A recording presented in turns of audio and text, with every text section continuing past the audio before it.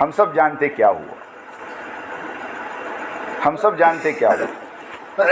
ایسے میرے دوستو، عبادت کا مرکز کعبہ ہے اور دعوت کا مرکز بنگلے والی مسجد بستی نظام الدین ہے۔ اللہ نے 100 سال سے، جیسے بھی ہمارے بھائی بتا رہے ہیں، اس خاندان کو ایک قبولیت دی ہے، اس خاندان کو اللہ نے ایک مقام دیا ہے۔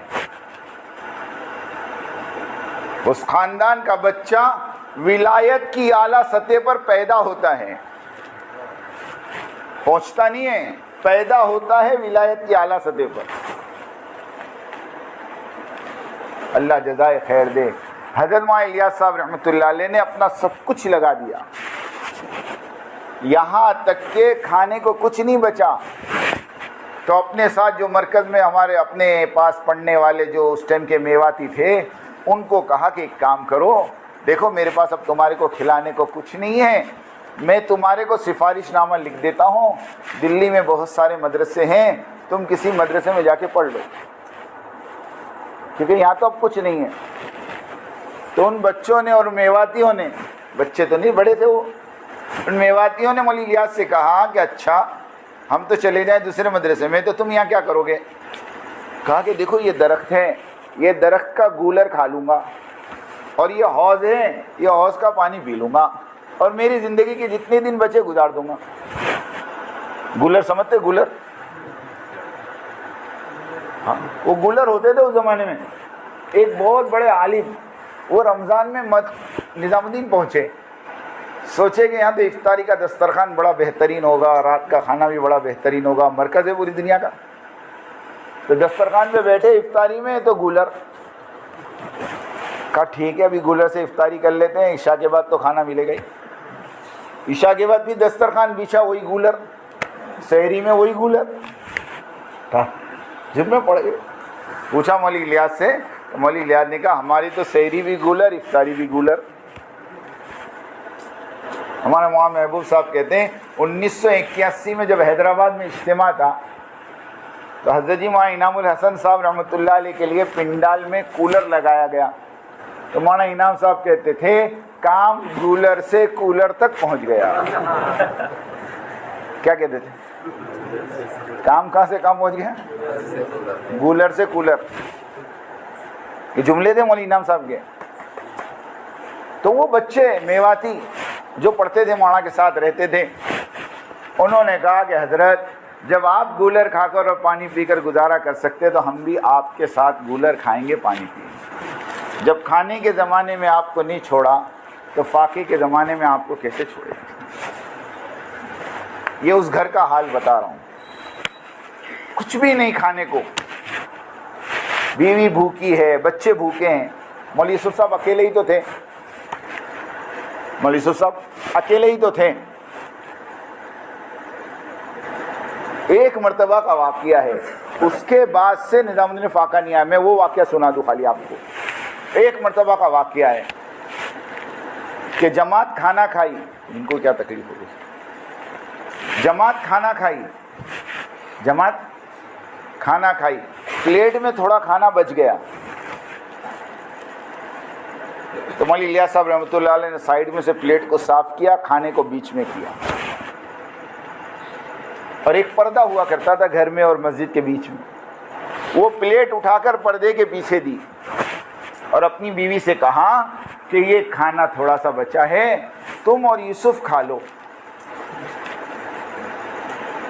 اب وہ پلیٹ اندر گئی، دسترخوان بچھا، پلیٹ رکھی، مولوی یوسف صاحب نے اور ان کی امی نے ہاتھ دھویا، اور جیسے دسترخوان پر بیٹھ کر پہلا نوالا ابھی اٹھایا بھی نہیں تھا، اتنے میں پردے کے پیچھے سے آواز آئی، ارے ایک اور جماعت آ گئی، وہ کھانا واپس کر دو۔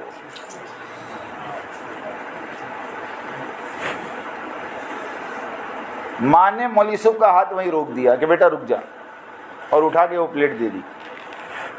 بچہ تو بچہ ہوتا ہے نا، مولوی یوسف رونے لگے، مولوی یوسف صاحب چھوٹے سے تھے، رونے لگے۔ مولوی الیاس کو پتہ چلا، تو مولوی الیاس صاحب رحمۃ اللہ علیہ کو پتہ نہیں کیا ہوا، وہ اپنے کمرے میں گئے اور دروازہ اندر سے بند کر دیا، دروازہ اندر سے بند کر دیا، اور 20 منٹ یا آدھا گھنٹہ کچھ اندر کیا معلوم کیا کیا۔ اس کے بعد دروازہ کھول کے جب باہر آئے تو اپنی بیوی سے اور بیٹے یوسف سے اور اپنے ساتھیوں سے کہا کہ آج کے بعد اس چار دیواری میں قیامت تک فاقہ نہیں آئے گا، میں نے اپنے رب کو منوا لیا۔ یہ وہ ہستیاں ہیں، یہ وہ ہستیاں ہیں۔ جب مولانا الیاس صاحب رحمۃ اللہ علیہ کے زمانے میں فاقے شروع ہو گئے نا نظام الدین میں، تو دلی والوں کو پتہ چلا، کہ دلی والے دوڑے ہوئے آئے اور آ کر کہا حضرت یہ ہماری ساری پراپرٹی کے کاغذات ہم آپ کو دیتے ہیں، اس کو بیچ کر اس کا پیسہ مرکز کے اوپر لگا دو۔ مولانا الیاس صاحب رحمۃ اللہ علیہ نے کہا یہ پیپر تم پکڑو، ان پیپر کی مجھے ضرورت نہیں، قسم خدا کی میں ابھی دعا کر دوں اللہ یہ بنگلے والی مسجد کو سونے چاندی کا بنا دے۔ تم کیا سمجھتے ہو؟ تم کیا سمجھتے ہو میرے اللہ کو؟ کیا میرا اللہ ان ٹکڑوں کا محتاج ہے؟ یہ استغنا تھا، یہ ہاں یہ استغنا تھا۔ حضرت مولانا زکریا صاحب رحمۃ اللہ علیہ کہتے ہیں میں اعتکاف میں تھا اور باہر لڑنے کی آواز آئی زور زور سے، میں گھبرایا کہ کیا ہوا نظام الدین میں باہر آیا تو مولوی یوسف صاحب رحمۃ اللہ علیہ ایک دلی والے کو غصہ کر رہے تھے۔ میں نے پوچھا کیا ہوا، تحقیق کی تو پتہ چلا کہ وہ دلی والا بہت بڑی رقم لے کر آیا تھا مولوی یوسف کے پاس، اور آ کر مولوی یوسف صاحب کو کہہ رہا تھا کہ میرا ہدیہ لے لو، اور وہ مولوی الیاس کا بہت قریبی ساتھی تھا۔ تو حضرت مولانا صاحب رحمۃ اللہ علیہ اتنا غصہ اس پر کہ پورا مرکز جمع کر دیا کہ تیری ہمت کیسے ہوئی یہ پیسہ یہاں لانے کی۔ مولانا زکریا صاحب نے پھر مولانا یوسف کو کہا اجی یہ تمہارے ابا کے ساتھیوں میں ہیں اور تمہارے ابا کے زمانے سے آتے ہیں یہاں۔ جب ابا کا نام سنا تو تھوڑے ٹھنڈے پڑ گئے۔ مولانا زکریا صاحب تو بڑے تھے،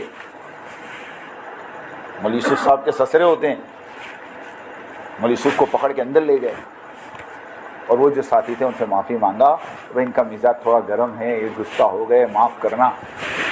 تو وہ جو مالدار آیا تھا اس نے کہا کہ نہیں تمہارے معافی مانگنے سے میرا اتنا اثر نہیں ہوا جتنا اس آدمی کا استغنا دیکھ کر اثر ہوا۔ کتنا بے پرواہ آدمی اور کتنا اپنے آپ کو مال سے دور رکھنے والا آدمی، کہ وہ مال بھی واپس لے گیا اور کہتے موت تک اس آدمی نے تبلیغ میں جان لگائی۔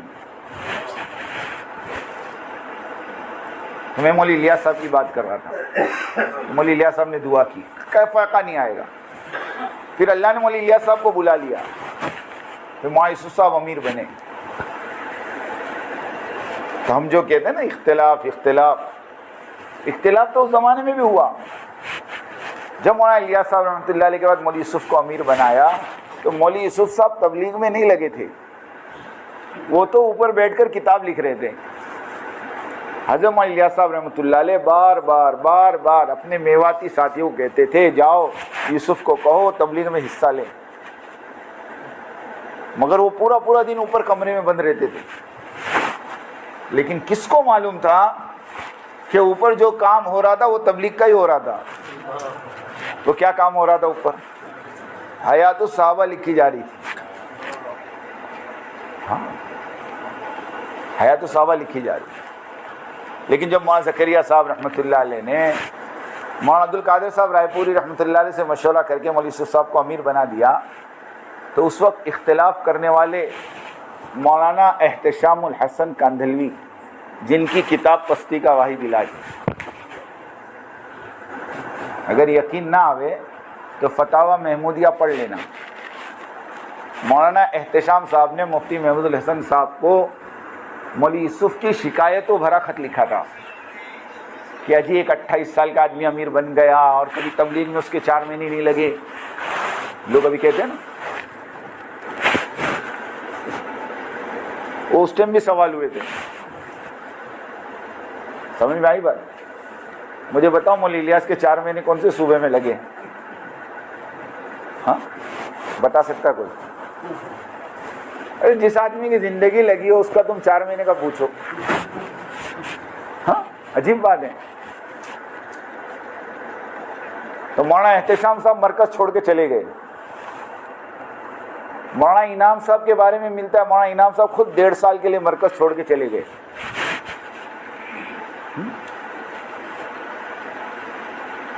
لیکن یہ مخلصین تھے, ان کو اختلاف تھا, مخالفت نہیں تھی. فرق سمجھنا, ایک ہوتا ہے اختلاف اور ایک ہوتی ہے مخالفت. اور مخالفت جو کرتا ہے وہ محروم ہوتا ہے. ہاں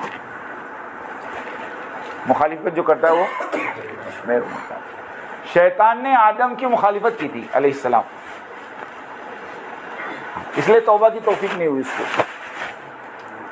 اختلاف نہیں تھا اس کو مخالفت کی کہ میں 6 لاکھ برس اللہ کی عبادت کی, میں اتنا بڑا عابد, اور مجھے چھوڑ کے اللہ یوں کہے انی جاعل فی الارض خلیفہ, کہ زمین کا خلیفہ میں انسانوں کو بناؤں. یہ ہے کون میرے سامنے کا بچہ ابھی پیدا ہوا, ابھی پتلا بنا. میں 6 لاکھ برس سے آسمان میں ہوں, میں آگ سے بنا, یہ مٹی سے بنا. جیسے ابھی لوگ کہتے ہیں نا ہماری گود میں کھیلا ہے,